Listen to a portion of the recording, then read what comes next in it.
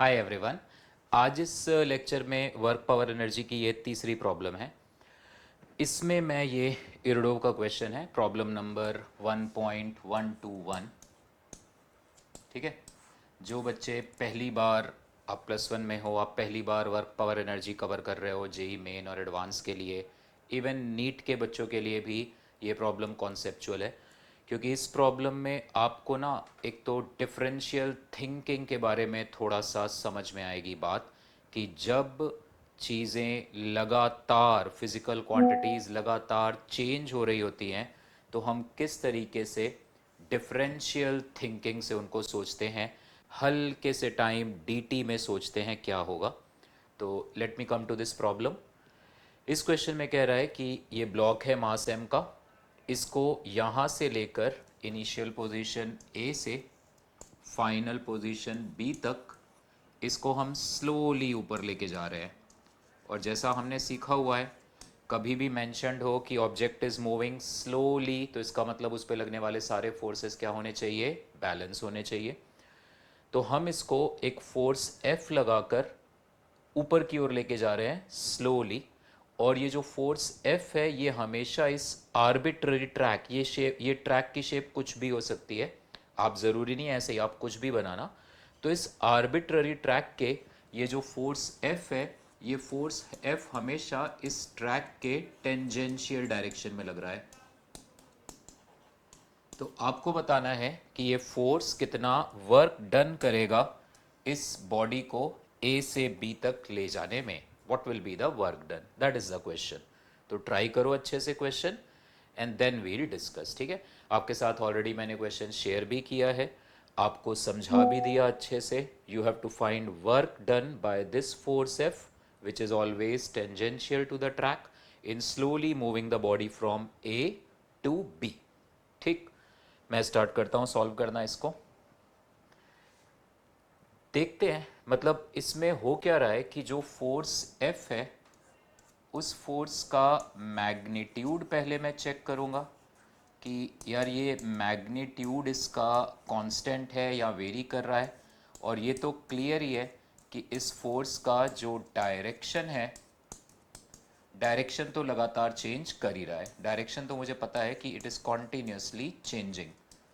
तो आप 2 मिनट ज़रा ये भी दिमाग लगाओ, वीडियो को पॉज करके फिर से सोचना कि क्या ये जो फोर्स है, इस फोर्स का मैग्नीट्यूड कांस्टेंट है क्या, या ये फोर्स भी लगातार, बहुत बेसिक बेसिक बातें हैं, बट जेई की तैयारी करने वाले बच्चों के लिए ये सब बातें इसी तरह से आपने सोचना होता है लॉजिकली। खूब प्रैक्टिस करनी होती है, अपना दिमाग खूब चलाना होता है पॉजिटिविटी के साथ, तो डेफिनेटली सीखते हो। डायरेक्शन तो बदल रहा है, वो तो साफ दिख रहा है, मैग्नीट्यूड भी। एक काम करते हैं हम, जब ये हल्का सा इस ट्रैक के अलोंग हल्का सा इनफाइनाइटली स्मॉल डिस्टेंस ट्रेवल करेगा, let me take this distance as some D Z ले लो आप। हल्का सा ये ट्रैक के along D Z is infinitely small travel करेगा। तो मोशन को डिस्कस करते हैं, नेक्स्ट पेज पे चलते हैं।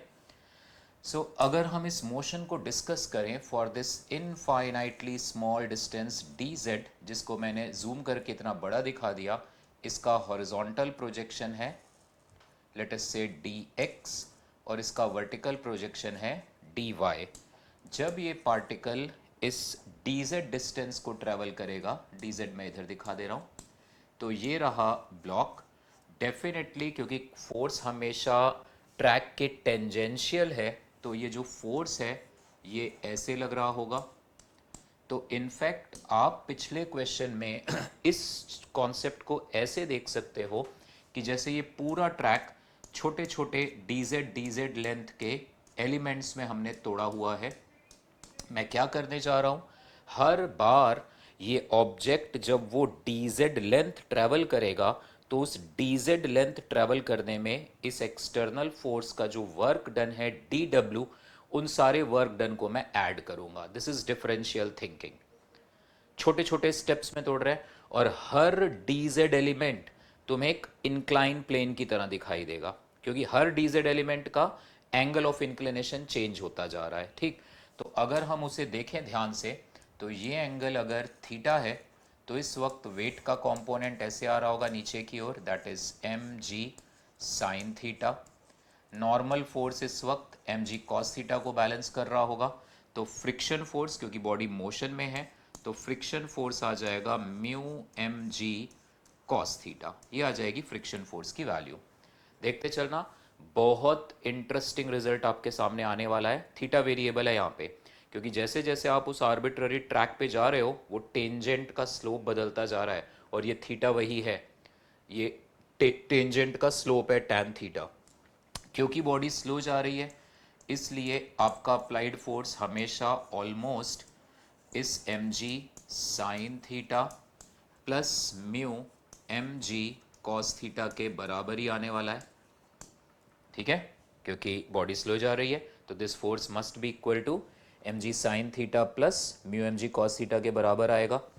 अब यहां से यहां जाने पे dz डिस्टेंस ट्रेवल करने पर इस फोर्स का वर्क डन हम निकालेंगे, that is F dz cos 0 degree आएगा, क्योंकि फोर्स भी इधर है, डिस्प्लेसमेंट भी इधर है, दोनों के बीच एंगल 0 डिग्री है।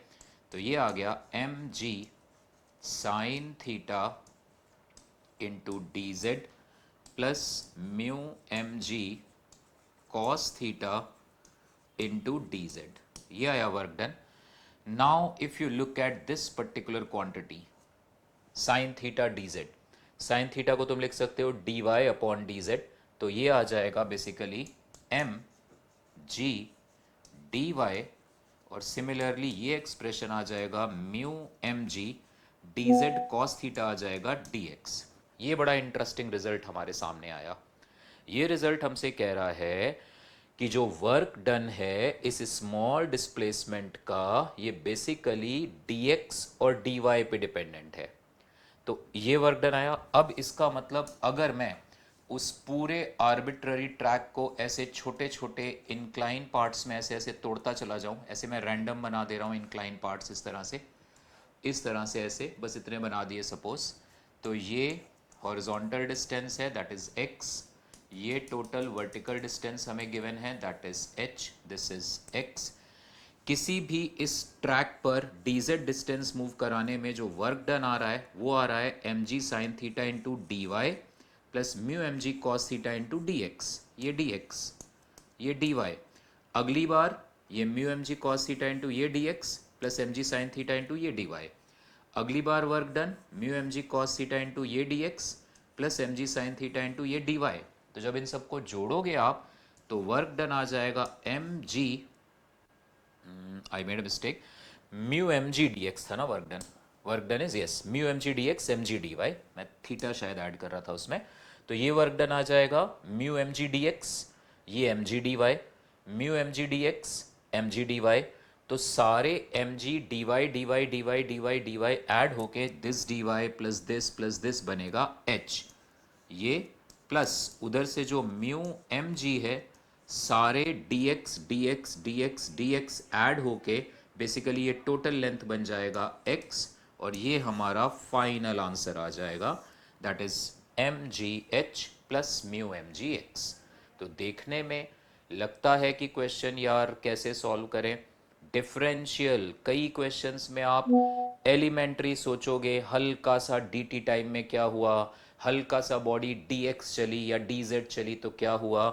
मैथमेटिकल इक्वेशंस देखकर आपको आइडिया मिलता है कि अच्छा यार ये तो हम इस तरह से प्रोसीड कर सकते हैं। ठीक है, सो अगली बार थोड़ा और बेटर क्वेश्चन लेके मैं आपके साथ डिस्कस करूंगा वर्क पावर एनर्जी का।